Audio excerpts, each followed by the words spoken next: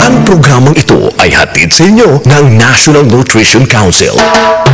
Nandito ng programang kung saan ang kalusugan ay number 1. Two-time KBP Golden Dove Awardee for Best Radio Public Service Program at 2014 Gandian Awardee for Best Development-Oriented Radio Program. Radyo mo sa nutrisyon. Mga usapin ukol sa pangkalahatang kalusugan. Matutugunan ang inyong mga katanungan ukol sa samot-saring issue ng maayos na pangangatawan. Radyo mo sa nutrisyon. Mula ulo hanggang paa. Busog sa impormasyon. Itig sa ekspertong kaalaman. Radyo mo sa nutrisyon.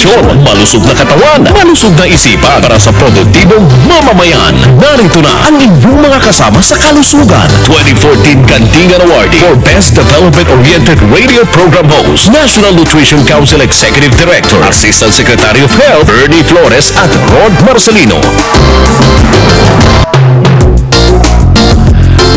Mga kanutrisyon, ayon po sa Administrative Order Number 2014-0030 ng Department of Health, ang mga repackaged food products po ay hindi dapat maglagay ng misleading declaration, representation at prohibited claims. Clarex? Ako po si Rod Marcelino at welcome sa Radyo Mo sa Nutrisyon Year 6. Malusog na katawan, nutrisyon ang kailangan. At gaya po ng aming ipinangako, babalikan po natin muli ang usapin tungkol sa health at nutrition claims sa mga produktong pagkain. Kasama po natin ang ating ninang sa wastong nutrisyon. Siyempre, nag-iisa mga kasama. Assistant Secretary of Health at Executive Director for ng National Nutrition Council, si Asek Bernie Flores. Ninang, magandang tanghali. Magandang tanghali rin sa iyo, Rod. At syempre, magandang tanghali po sa lahat ng ating mga taga-subaybay sa Radyo Mo sa Nutrisyon. Alam mo, Rod, isa nga din sa pinagbabasehan ng Food and Drug Administration pagdating sa pagre-regulate ng mga health and nutrition claim ay yung guidelines ng tinatawag nating Codex Alimentarius Commission ng World Health Organization. So, hindi lamang po tayo ang sumusunod dito sa Codex or standards nito, kundi buong mundo na miyembro ng World Health Assembly ng World Health Organization. Sa guideline na ito, pinapayagan ang paglalagay ng claim na halimbawa low o kaya free yung mga nutrient component na energy, fat, saturated fat, cholesterol, sugar, at sodium. Di ba marami tayong nababasang claim na low carb o kaya dito mo sugar free. Yan, ganyan. At mga kasama, muli tayong sasamahan sa ating talakayan si Miss Pilar Marilyn M. Pagayunan, Director for Center for Food Regulation and Research, Food and Drug Administration. Magandang hapon po, Director Pagayunan, at welcome back po sa Radyo Mo sa Nutrisyon. Welcome back. Okay, welcome back. Welcome back to me. Magandang hapon, tanghali po sa tagapakinig at sa inyo din po, Kuya Rod at Asek Flores. Asek Bernie na lang. Asek Bernie. Okay, Marilyn na lang. Due to public demand, yung topic natin. Ang dami kasi natin, Rod, ng mga tanong, di ba, na natanggap. Kahit tapos na yung programa ng last episode natin tungkol dito, may mga pumapasok pa rin na tanong. So, yung mga taga-subaybay natin na nag-effort para tumawag at saka mag-text, so sa dami naman nila, so sinabi natin, sige, part 2. Ulitin natin. Buti na lang, okay, libre si Ma'am, kagagaling lang kahapon sa Cebu ba? Last week na saan na sila. Nagko-consultation sila. Okay. Opo. So, diretso na po tayo sa ating talakayan. Napag-usapan natin noong nakarang episode, ma'am, kung ano ang mga health at nutrition claim at ano yung purpose ng mga ito at paano ino-authorize po ng paggamit nito sa mga produktong pagkain. Ngayon naman po ay bigyan natin ng pansin ang iba pang detalye. Yung mga claims po sa mga produkto. Especially mga produktong pagkain. Ano-ano po yung mga health claim and approve o ang approve po ng Food and Drug Administration at ano ang sabihin po nito yung mga claims, Director? Okay.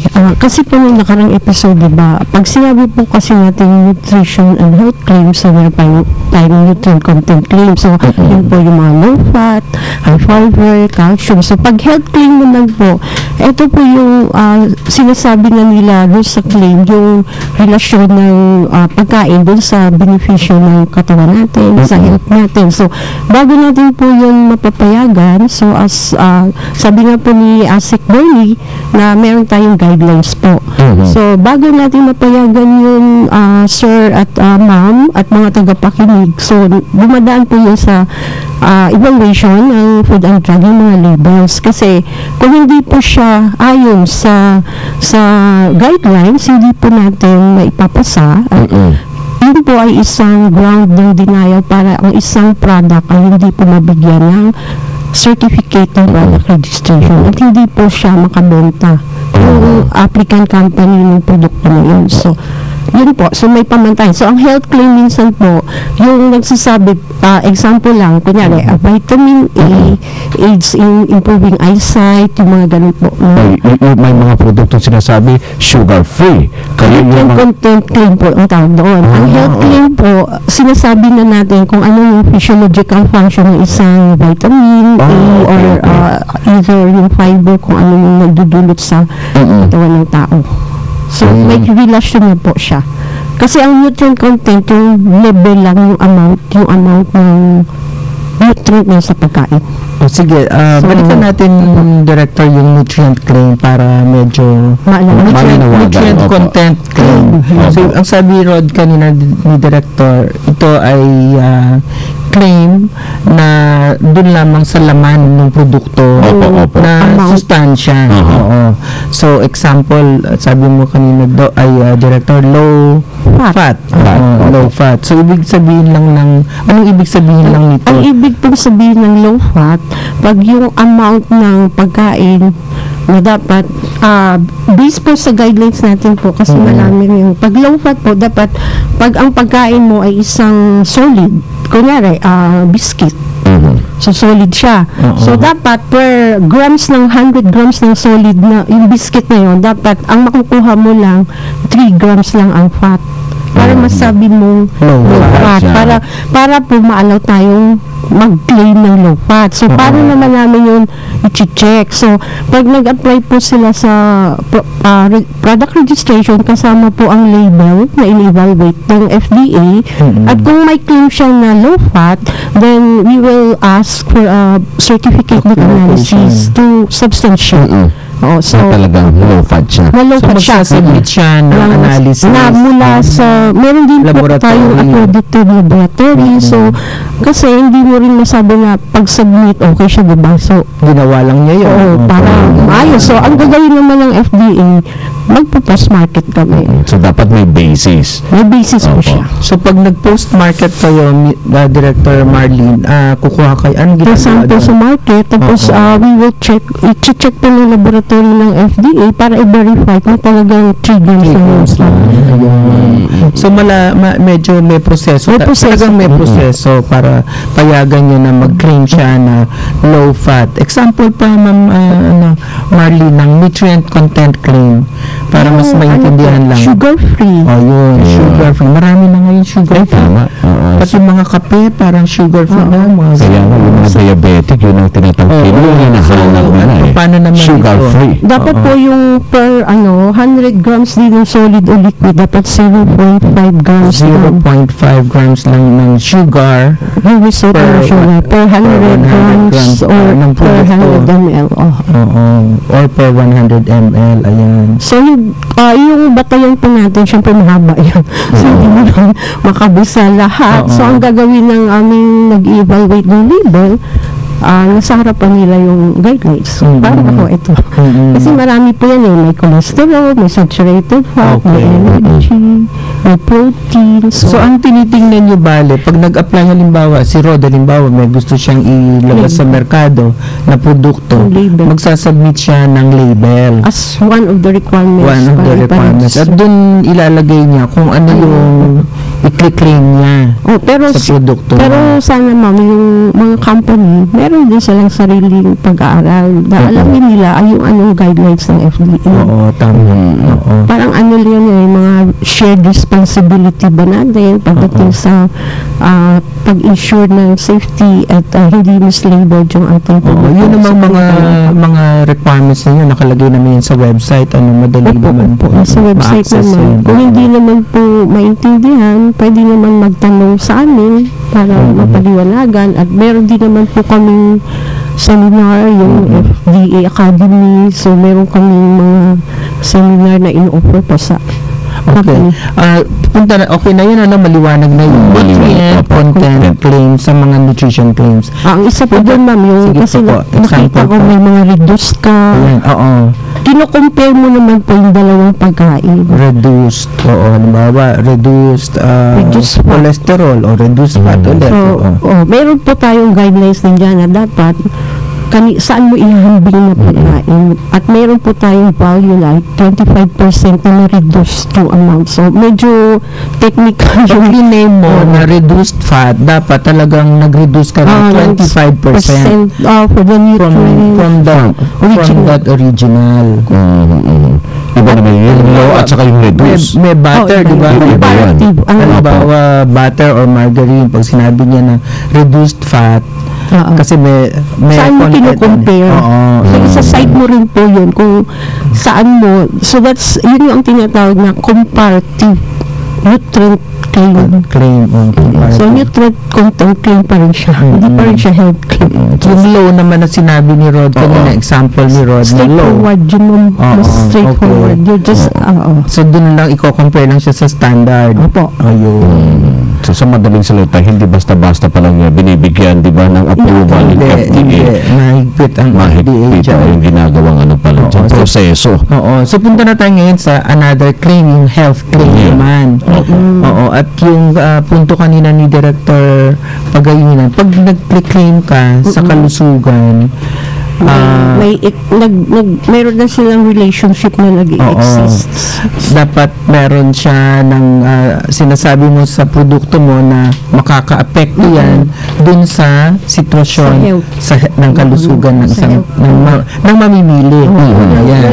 Ng individual. Oo. So, bigay tayo ng kasi yung proseso, ganun din i-assess ninyo vis-a-vis yung guidelines, tapos titignan nyo yung label. Pero anong mga example ngayon ng health claim, Director? Yung mga example, ma'am, physiological, yung nutrient claim na, yung function ng isang nutrient sa tao na, sa ating katawan. Kunyari, yung vitamin A, diba known siya for nakakatulong sa eyesight. So, vitamin A helps in improving eyesight. So, parang yun na po yung kumbaga well-studied, diba, na parang approved na sa among the nutritionist or the community na yun yung role ng vitamin A. So, bago naman po namin i-allow yan, ma'am, dapat yung vitamin A mo na yun is mataas yung, dapat high ang content ng vitamin A. Yung produkto mo dapat mataas ang laman na vitamin A.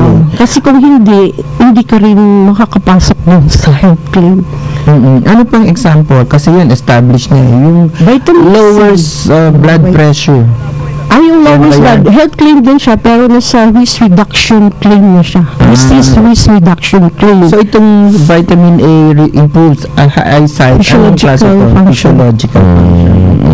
Katawan, pagbabago sa katawan. Nutrient function claim ang tawag po.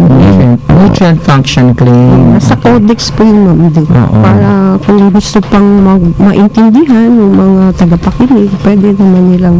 Okay. Ano pang example, Ma'am Marlene? Kunyari yung magnesium, mga amin na, yung sa minerals naman yun, ma'am, diba? O kaya dietary fiber aids in digestive system. So, dapat ang dietary fiber mo sa product mo should have higher, like high in dietary fiber. So, pag sinabi mong high, dapat at least 30% of the percentage na na-meet mo nung ating requirement mo sa isang So parang additional 30%, ganun. Kung yung magnesium, anong example ninyo na namimit na ano? Yung magnesium na yung ito kasi kinuha ko yung dati na may mga na-approve Okay. kasi na-meet naman niya yung requirements. Magnesium helps in calcium absorption and retention. Pero isa-cite mo rin yun, ma'am, na this product, itong produkto nito ay nagtataglay ng mataas na magnesium content. So, meron pa rin tayong sinusunod na paano i-present yung cleaners sa label. Hindi lang enough na sabihin mo na ito yung physiological function ng isang nutrient, pero sasabihin mo rin doon sa mismo sa cleaner kung gaano kadami yung Kailangan yung, inumin or hindi pa, yung amount mismo sa pagkain. Okay. Yung isang klase ng after physiologic, ano pa yung ibang health claim? Yung physiological, yun yung sinasabi kong nutrient function claim. Ano pang meron ibang klase? naman other function claim. Other function na claim. meron isang, hindi siya known na yun ang function talaga ng substance na sa pagkain, but pwede mo may show na mayroong benefit. Kung hindi siya vitamin A, may substance doon na known to have a benefit from the nagmo-modify, ma'am. Kunyari, hindi siya yung like choline is not really a vitamin. So, parang, di ba, hindi siya alanganin siyang vitamin. So, yung mga sinasabing content ng halimbawa, breast milk substitute, yung mga gatas. Yung breast milk substitute, yung madami ano po yung hindi, yung mga follow-on formula ng mga may clinically na taurine, choline, etc. Ano yung mga yun? Yun yung other function claim na kailangan mong patunayan. Mas matindi yung kailangan substantiate nila kasi hindi siya establish yung physiological function niya, pero kailangan patunayan nila na ito ay may benefit, health benefit. Kailangan din po i-consider po yung amount ng kakainin. Kasi minsan po, baka mo naman, kailangan mo nang inumin ng isang buong litro para makuha mo yung isang dapat may rational yung amount na yun, na para lang sa ating diet ba, yung sa normal diet natin, na makuha agad natin. So, yung tinitingnan nyo? Yun ang tinitingnan namin. Kasi meron na siyang benefit on that particular substance sa katawan, pero kailangan mo namang kumain ng sobra-sobra, hindi naman yun yung ating normal na diet. Realistic. So, medyo mahirap in a way kasi you have to search talaga on substantiation na scientific book. Yun namang mga claims, Director Marley, na nakakapagpababa ng blood pressure. Anong mga klaseng claim yun? Health yun, di ba? Opo. So, yun yung ang category naman doon, kategorya? Reduction of disease risk claim kasi may mga medical condition ka na. Disease risk risk claim. Reduction of disease risk claims. Ano ba ito? Yung basta may mention about medical condition. Kasama na dyan ng mga lowers blood pressure, ano ba sinasabi lowers cholesterol, nakakagamot ng cancer, yung mga sir, hindi. Kasi mga juices na gano'n, mga pagkain. Ay, hindi po namin na-approve yan, sir. Kasi yun yung challenge sa FDA. Kasi pag submit mo sila, yung ka-approve namin, pero pagdating sa merkado, doon po sila nagpapalit ng label, ng claims. Sa internet pa lang, online, no? Meron naman po kaming nagtayo po ng unit ang FDA, Ethical Marketing Unit, na tinitingnan niya yung mga website.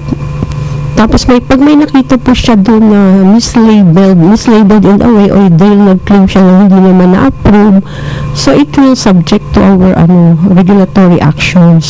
Yun yung mga misbranded ba na food product? Misbranded din in a way kasi nag-claim siya na pinipresent mo yung isang produkto na hindi dapat gano'n yung pag-present. So, so ano yung mga parusa ng FDA sa mga ganitong produkto?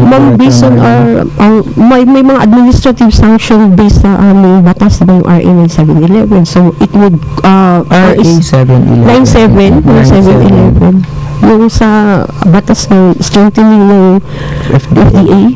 So meron po dong pwedeng i-pull out yung i-recall yung product. Okay. Magbibigay kami ng babala sa mga consumer natin through our website. So pag ikaw yung company at magkakaroon So may warning muna. may due process naman, may warning. But if within 15 days yun, ma'am, na dapat sumagot sila based on our process. Pag hindi sumagot at mayroon pa rin nakikita sa FDA, then we will issue the advisory. Anong nakalagay dun sa advisory? Recall? Yung advisory po na sa mga consumer.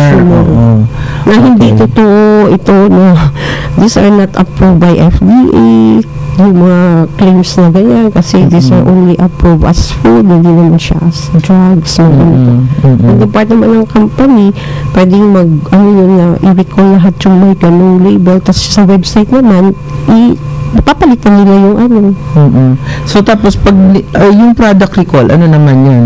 Yung product recall, Pwede rin ganun. Just because nag-advertise sila ng advertisements. So anong ginagawa pag product recall? Para lang sa mga natin? Kukunin po sa mga distribution. Tatanggalin sila sa merkado. Kayo ang nagtatanggal. Oo. Yung meron kaming mga inspector. Okay. So kung halimbawa maraming nasa merkado talaga pinupuntahan niya mga in spite of warning ba, ma'am? At ipupull out lahat ng produkto. Okay. Meron tayo ng question. Sandali, Rod. Bigyan natin daan ang texter 8148. Ang tanong po niya, what is meant by no approved therapeutic claims? May Tagalog version na ito, di ba? Opo. Yung therapeutic claims. Ay, ibig sabihin po ng no approved, kasi pag sinabi mo therapeutic, yun ay drugs na siya. So, when you say therapeutic, yung claim na ito ay nakakagamot, na ito ay nakakagamot ng mga cancer. So, dapat yung food supplement na label, dapat walang mga ganun, kaya no approved therapeutic claims. Parang hindi naman po sa advertisement. Hindi siya nakakagamot. Hindi ito gamot. Hindi ito gamot. Diba every commercial pag food supplement may ganun pong requirement. So, ang ibig sabihin yan sa consumer, sa parte ng consumer, halimbawa ikaw ay mayroong maintenance medicine na tinutumar. Tapos meron ka ngayon nakita na supplement na sinasabi ganito. Huwag kang maengganyo na ilaglag mo si gamot o si maintenance drugs mo ay hindi mo na tutumarin kasi iinom ka na ngayon itong supplement. Opo. Kasi hindi siya na dumaan sa evaluation na ito ay nakakagamot. Sa kategorya lang siya ng pagkain. Ibig sabihin, dagdag lang siya kung ano man ang meron dun sa pagkain na yun or sa supplement na yun, meron lang siyang medical benefit na sinusupplement, pero hindi siya nakaka-address ng sakit mo. Yun yung kailangan din namin strengthen yung aming information about. Kaya ginawa na sa Tagalog yung disclaimer, ma'am. Diba? After the commercial sa mga herbal. Kasi ngayon, hindi yung mga capsule na mga ganong klase mga claims Even sa mga juices, may mga ganon, may mga kung ano ng mga tea. Pero ngayon, maliwanag yung sinasabi sa disclaimer kasi in Tagalog na. Yun po kasi para maintindihan po ng mga ordinaryong mamamayan. Okay. Sige. Okay, para madagdagan pa ang kalaman ng ating mga consumer sa mga produktong pagkain, ibabahagi ko sa inyo ngayon ang ating word for the week na irradiated food or irradiated food. Ang irradiated food po ay pagkain dumaan sa proseso ng ionizing radiation. Medyo high-tech itong ating word for the week ngayon. Pero ito po yung pamamaraang ginagawa upang tumagal at gawing mas ligtas ang pagkain. Kasi sa prosesong ito, pinapatay at binabawasan ang mga insekto at mga mikrobyo gaya ng bakterya para ma-preserve at ma-sterilize ang pagkain at mapatay yung mga mikrobo o insektong nakakaapekto nito. Ang ilan sa mga pagkain maaring isailalim sa radiation ay mga karne ng baka, baboy, manok, itlog, kasi laging meron yan ng risk ang itlog. Yung mga prutas at gulay, kabilang na yung spinach at petsugas, mga butong gulay at mga pagkain dagat tulad ng lobster, alimasag, hipon, oyster, halaan at tulya. Ito kasi yung mga produkto na madalas ini-import, ini-export. Kaya bago ilabas yan sa merkado, nire-radiation muna, irradiation treatment muna. At ang mga irradiated food ayon sa World Health Organization ay ligtas kainin. Yan po ang ating word for the week. Ang irradiation food, irradiated food. Alright, thank you very much, Ma'am Bernie, sa ating word for the week. At mga kanutrisyon, kung kayo ho ay may mga tanong, kung meron ho kayong gustong linawagin o imungkahi, mga kasama, tungkol po sa ating topic ngayong hapon tungkol sa health and nutrition claims. Opo, bukas po ang ating programa, ang ating mga linya ng komunikasyon para tanggapin po inyong katanungan. Pwede ho kayo mag-text sa ating smart number sa 0921-431-1044. Dahan-dahan, sabi na natin sa inyo. Alright, again, it's 0921-431-1044. Yan po para sa mga gumagamit po ng smart. Ang ating group number naman ay 0927-650-6795. O pwede rin po kayong tumawag sa ating landline sa 882-2374. I-add nyo rin po kami sa aming sa ating circle sa Google Plus at maki-interact din po kayo sa amin sa hashtag Radyo Mo sa Nutrisyon Year 6. Puntahan nyo rin po ang aming YouTube channel, Radyo Mo sa Nutrisyon Year 6. One word lamang po yun para mapanood ninyo ang mga dating episode, pati na rin po itong episode natin ngayon. At mga kasama, like nyo rin po kami sa aming Facebook account sa Radyo Mo sa Nutrisyon. One word lang po yan. Sa Twitter naman, sundan nyo po kami sa account na Radyo Mo sa Nutrisyon. One word lang din po. At bisitahin nyo rin po ang aming website na nnc.gov.ph at ang aming official Facebook page, NNC Official. Yun. At para sa mga nag-aabang, mga suki, May sagot na. actually, May sagot na ba? wala pa ma. Medyo tinatansya pa nila to. Oo. Kung anong posibleng sagot sa tanong. Alright. Anyway, mga kasama, ang mga sasagot po ng tama ay magwawagi ng 100 pesos sa cellphone load. Yan po ay ang unang 6 na makakapagpadala po ng tamang sagot. At ang tanong At narito na ito po. po ang tanong naman, mga kanutrisyon. Okay, magbigay lamang po ng isa lang. Isa lang. Isang halimbawa ng pwedeng health o kaya nutrition claim at kung ano ibig sabihin nito. Ayun, isa lang ang hinihingi po ng ating lang. Rina. Napakabait naman nila sa po. 100 pesos po na cellphone load at 6 pong magiging winners natin. Sali na po at i-text sa inyong sagot sa ganitong format, full name, eksaktong address, ilagay po ang street, barangay, bayan o lungsod at lalawigan. At syempre, ang inyong sagot at ito po'y isend sa 0908-579-6898. Samantala, break muna tayo at sa ating pagbabalik, itutuloy po natin ang ating talakayan tungkol sa health and nutrition claim. Radyo Mo sa Nutrisyon. Naririnig nyo? Nagluluto si Mang Moy. Ginisang gulay. Lagyan natin ng asin para malasa. At ayon sa Kumainment number 7, iodized salt ang gagamitin ko. Stricto si Mang Moy kahit sa pagtimpla. Siyempre, para may iodine. Mahusay ito sa mga buntis dahil tumutulong sa mental at physical development ng magiging sanggol nila. Iwas goiter din. Nag-ayuda salt kaya ang nanay ko nung ipinagbubuntis ako. Ano sa palagay mo, Elmer? Sundin ang 10 Commandments para sa sigla at lakas ng buhay. Paalala ng National Nutrition Council ng DOH.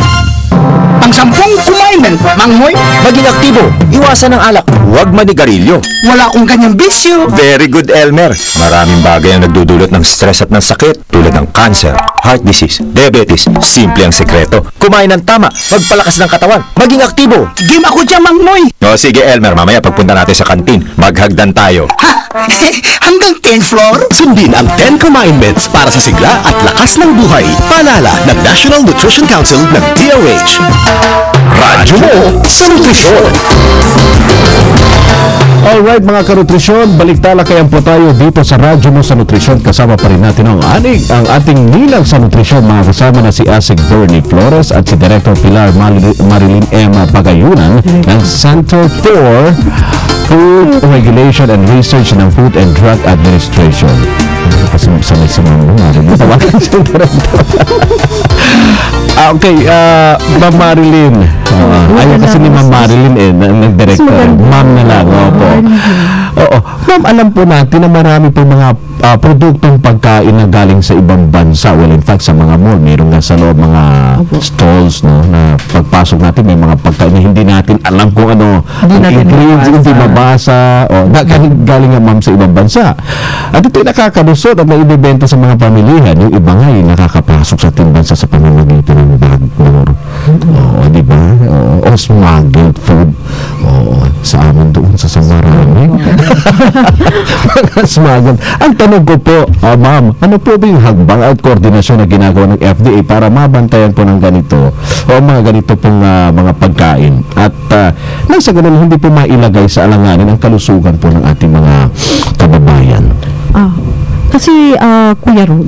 So, actually, Kuya, kasi dapat lahat talaga yan naman sa FDA. Kaya lang, may mga ganun pong mga okasyon na talagang yun yan, nakikita nating actual. So, mayroon po kasi sa FDA, mayroon po kami mga regional field offices. Regional field offices. So, may mga inspectors kami doon sa ground. Doon po sa mga regions na part ng kanila pong trabaho is to monitor food products. Opo. So, pag na-monitor po, pinapadala sa amin para i-check kung may license at yung labeling compliance ba nila. So, kung malaman naman na hindi, so it will apply yung mga sanction po, i-recall. Kung minsan naman, wala ka namang mautusan na i-recall kasi wala ng lista. So, usually, ang isang po, kung saan yung produkto, kung saan man yan, kung sa grocery at hindi registered sa amin, ang tinatanong po doon yung may-ari ng oo. Tapos pag hindi, kasi meron silang alam kung saan nila kinuha yung ito ba. So, mula doon, supplier nila. So, yun yung proseso sa... Pero ibig sabihin, ito mga naka-display, dumaan na po ito sa proseso sa mga mall. Kasi, di ba, sa mga stall. Usually po, depende po, kagaya may isang grocery or supermarket or sa mall na ginagawa po nilang requirement para magbenta po sila ng mga products, dapat may CPR.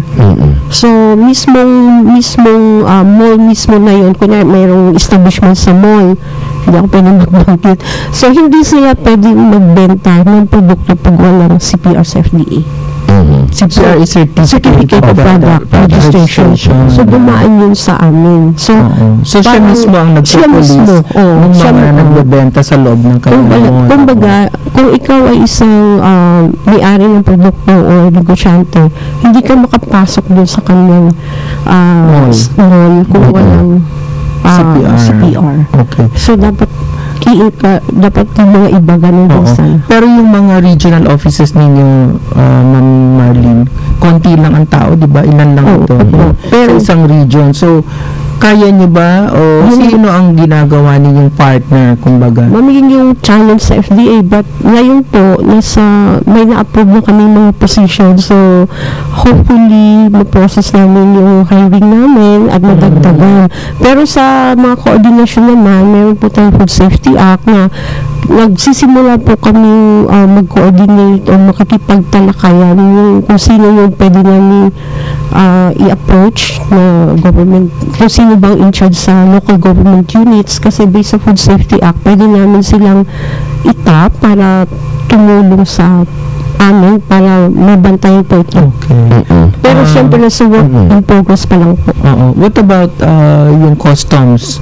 Bureau of Customs, meron na kayo existing? Meron kaming existing na pag wala ito CPR, hindi dapat pumasok. Hindi pwedeng ma-release. Yun. So may mga koordinasyon na mga ginagawa Yung sa ibang ahensya po ng pamahalaan na pagkain din ang mandato. Sa Department of Agriculture. Halimbawa sa agriculture, meron din kayo. Meron po kami sa Food Safety Act kasi na-delineate yung mga rules namin, responsibility to ensure food safety, mula sa primary production papunta sa process. Pero hindi naman ibig sabihin na porket primary lang siya, hindi kami pwedeng magtulungan o mag-coordinate. So, yun po yung mga ahensya sa Department of Agriculture, yung NMIS, National Meat Inspection Service. marami sila, NDA. So, yun po yung sinisimulan namin ngayong ayusin based on batas. So, nasa proseso po kami ng pag-delineate at paano yung koordinasyon sa ahensya. So, syempre isa doon ay i-monitor mo yung mga proper labeling ng food products which nakalagay po sa Food Safety Act na yung local government i-adapt nila yung Sanitation Code of the Philippines na isa din sa mga responsibility is i-monitor yung proper labeling ng processed food.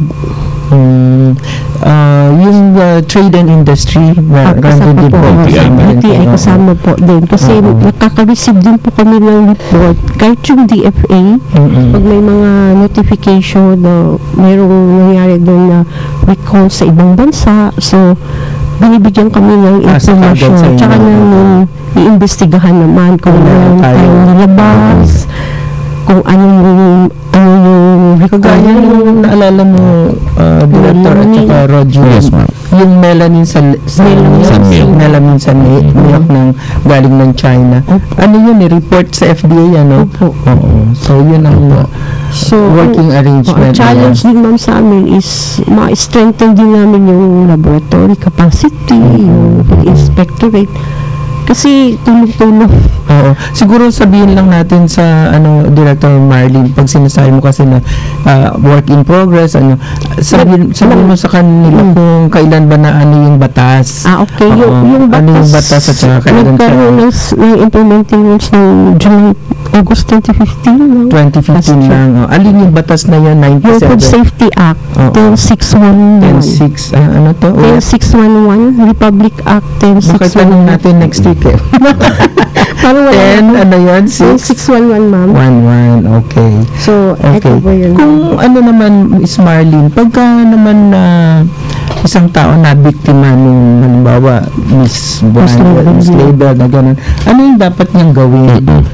Yung sa mga advisory kasi ma'am namin na pwede tayong tumingin sa website ng FDA, nakalagay po na kung may impormasyon, mag-report lang sa FDA. Report at fda.gov.ph. At yun, gagawin namin FDA lang pwede niya. Meron pa bang ibang ahensyang pwede niya lapitan? May coordination kasi dito. Pag may report sa DTI, pinuforward din sa amin. Kasi as consumer, kasi di ba Consumer Act of the Philippines na mga ahensya involved DTI, DA, DOH. Okay. So, kaya mismong consumer pwedeng mag-report na lang sa diretso po. Okay. So, basta lahat ng mga kapartner ninyong ahensya, pag nag-report sa kanila, bagsak din sa inyo yung report. Kung ang involved ay processed food. Pero sa food safety kasi kahit hindi processed, top si DOH because health din. Basta pagkain, sila na ang responsible. Kami na yung mag-farm out kung ano yung dapat kailangan namin. Okay. Ay, parang napalayo. Parang nagkaroon naman. Parang hindi na health and nutrition. Hindi, pero kasama pa rin siya doon. So, sa pag-uusap natin at discussion ngayong hapon, nalaman natin na maraming produktong pagkain ngayon sa pamilya na may iba't ibang health and nutrition claims. At kasi ito ay isang marketing strategy, di ba, Director? Ng mga manufacturer, upang mahikayat ang mga mamimili at nabigyan na rin sila ng mas malusog na option pagdating sa kanilang nutrition. Klaro naman yan, di ba? Tama po. Ang hindi malinaw ay kung totoo ba tama yung mga claim na nakasaad sa mga pakete ng mga produktong ito. Yan ang tanong dyan. So madalas nagkakaroon ng misconception, pagkalito, maling pagtitiwala yung mga consumer sa mga ganitong claim na nagiging dahilan naman upang malagay sa alanganin ang kanilang kalusugan. So inihikayat po namin ang lahat ng mga mamimili na maging matalino na mamimili. Ugaliing magbasa ng mga label kasi yung mga label po na ginagamit sa mga produkto, dumaan po yan at inapprove ng Food and Drug Administration. At meron pa kayong ibang impormasyong mababasa doon sa pakete. Maaari rin pong bisitahin ang website ng FDA upang makita ang listahan ng mga aprobadong produkto. At mga kasama, nakasama po natin sa episode na ito si Ms. Pilar Marilyn M. Pagayunan, Director 4 ng Center for Food Regulation and Research and Food and Drug Administration. Salamat po, Ma'am Pagayunan, Director. Salamat din. Last reminder po para sa ating mga kanutrisyon ngayong Ang hapon. bilis ng oras, no? Oo. Pero yun Pero nga sabi po. ni Corte Director, okay lang daw po mag-extend tayo. Hindi po, nasabi na po ni Asik Bernie or yung linang natin sa nutrition, yung dapat natin reminder sa consumer na dapat matalino. Pero siguro sa akin po, tayo as consumer dapat magkaroon din tayo, may i-empower din natin yung sarili natin. So mag-seek tayo ng informasyon. Kasi po, ang sa akin po, more than the health and nutrition plan, dapat yung basic maintindihan muna nila. Pag sinabi bang etong produkto na ito ay may 15% of the... Kasi yun po, may research din po dapat tayo doon na maintindihan ba ng consumer. So, siguro sa mga masunod mong programa, baka pwede natin itakil yan o italakayin. Kasi, yung mga consumer kasi basta mayroon lang sila nakita low fat, yun. Actually, sa mga pag-study ng Sugar mga free, consumers, ang basehan ng pagbili ng isang produkto, presyo, kahit anong healthy niyan, hindi yan bibili. Basta mahal, hindi bibili. Hindi kaya ng budget niya.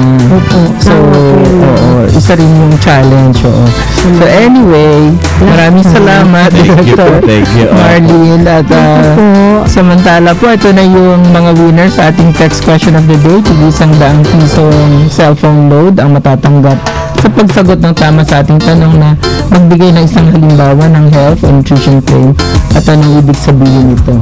Opo. Okay, mga winners. Sabi rito ni Nanay Belen, ano ba daw yung sagot? Anong sagot? Oo. Nagpadala siya ng mensahe pero yung ano niya, sa mensahe niya, ang hinihingi niya sagot na. Hindi siya sumagot sa tanong. Kung hindi... Nanay Belen, Okay. So anyway, eto yung mga winners, mga kasama na sumagot ng tama. Yung hinihingi ni Ma'am Bernie, isa lang. Yung isa sa mga... Pwedeng health, pwedeng nutrition claim. So, sino-sino sila, Rod? Eto ma'am, ang unang winner ay taga Urdaneta City, Mabini Street. Opo, si Leonor Pugade. Congratulations, Leonor. Ang pangalawang winner naman ay mula pa po sa Poblacion North Cotabato. Hindi nilagay ang bayan Dito sa Urdanet. Hindi, sa number 2, si Cotabato. 26 Magsaysay Street, Poblacion North Cotabato. Anong poblasyon ng anong bayan? Hindi ko Sa susunod mamaya hindi kayo masama ng winner. Sayang, Ilagay niyo po sayang. yung lugar. Kasi malaki po ang Cotabato province. At maraming poblasyon. Yun. Oo. So, aling Sabi poblasyon? ni Ma'am, pinunpunta yan. Anyway, Opo, sino siya? si Michelle Cahuco. Michelle, next time Opo. But anyway, Michelle, congratulations. Congrats. Ang pangatlo na ma'am ay taga San Mateo Rizal. Okay. Si Rosemary Acha. Tama ba? Rosemary. Acha. Acha. Acha sa amin. Sa Congrats. Palakol. Acha. Okay. Ang pang-apat ay si Joan Aguilar from 23 D. Miranda Street, Barangay Ano to? Liptoma ba? May Kawayan, Bulacan. Ang panglima ay si Ay, Lorraine. Liptong yan, Liptong. Liptong. Opo, may Kawayan, Bulacan. Number 5. Number 5 ay from Barangay Bilukaw, Batangas. Bilukaw, Malvar, Batangas. Si Lorraine Taburado. Lorraine Taburado, congratulations, panalo ka ng 100 pesos sa cellphone load. At ang ating last winner of 100 pesos sa cellphone load, taga dito lang sa Metro Manila, taga Barangay Pag-asa, Road 10 Project 6, Quezon City, Jeremy Agustin. Ay, congratulations sa inyong lahat. At yan po ang kabuuan ng ating masustansyang talakayan. Sana muli namin nabusugan yung tanghalian ng mga kaalaman tungkol sa tamang nutrisyon. At doon po sa mga may katanungan pa, huwag po kayo mag-aalala kahit wala na po tayo sa ere. Ay ito po, i-text lang po inyong mga tanong sa 09. May nagre-reklamo sa text line. Hindi gusto tayo magbigay ng number. Dahan-dahanin namin. Alright, 0908-579-6898. Alright, at yan po isasagutin ng ating resource person na si Director Pagayunan sa pamamagitan ng ating production team. At yan po kasi ang tunay na at tuloy-tuloy na serbisyo publiko ng Radyo Mo sa Nutrisyon. Samahan po ninyo kami muli sa isa na namang malusog na talakayan sa susunod po na Sabado. Ganap na alas 12:30 ng tanghali, mga kasama dito po sa Radyo Mo sa Nutrisyon sa DZXL 558. Tandaan, sa Radyo Mo sa Nutrisyon, bubusugin namin kayo sa impormasyon. At sisiksikin namin kayo ng mga tip tungkol sa tamang nutrisyon. At tutulungan namin kayo iwaksi po ang mga maling gawain kumukontra sa mabuting kalusugan. Wastong nutrisyon, impormasyon. Solusyon, positibong aksyon. Tandaan lamang po, malusog na katawan, malusog na isipan, para sa malusog na mangyan. Ako po ang inyong lingkod, Assistant Secretary of Health at Executive Director ng National Nutrition Council, si Bernie Flores. At ako naman po si Rod Marcelino. Kami po ang inyong kabalikat sa kalusugan at wastong nutrisyon. Direktor, sabay-sabay tayo. Dito sa Radyo Mo sa Nutrisyon. Yes! Nutrisyon ang kailangan, malusog na isipan, nutrisyon ang kasagutan. Para sa malusog na Ang programang ito ay inihatid sa inyo ng National Nutrition Council. Radyo Mo sa